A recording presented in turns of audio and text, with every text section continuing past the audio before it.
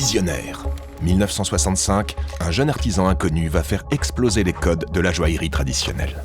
Jean Dinvan a compris que le monde est en train de changer. Il est convaincu que le bijou aussi doit sortir des coffres, devenir pour les femmes comme pour les hommes un talisman quotidien. Anticonformiste.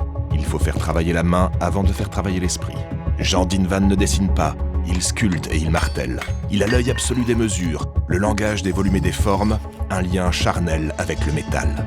Inspiré par le Bauhaus, il est le sculpteur joaillier, l'architecte du bijou. Il résout la quadrature du cercle. Il fait du vide un joyau, de l'épure un luxe.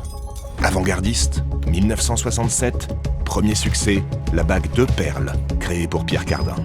La même année, il conçoit une bague double doigt pour le défilé de son ami Paco Rabanne et sa fameuse robe en métal. 1980, amitié artistique, Dinvan fait de la boutique rue de la Paix une galerie d'art.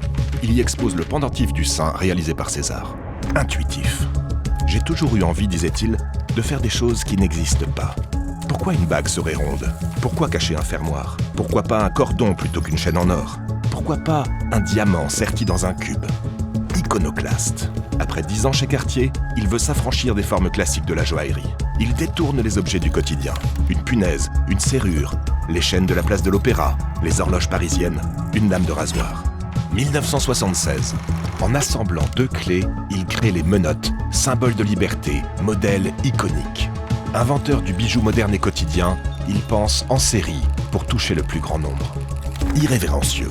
Mai 68, Jean Dinvan fait descendre le bijou dans la rue. Il lance lui aussi un pavé. Les symboles entre ses mains deviennent des vecteurs de paix.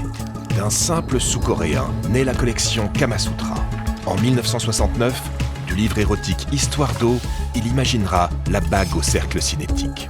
Intemporelle, la maison poursuit cette révolution du bijou contemporain. Au croisement de l'épure, de l'irrévérence et de la liberté, Dinvan demeure l'incarnation de la modernité.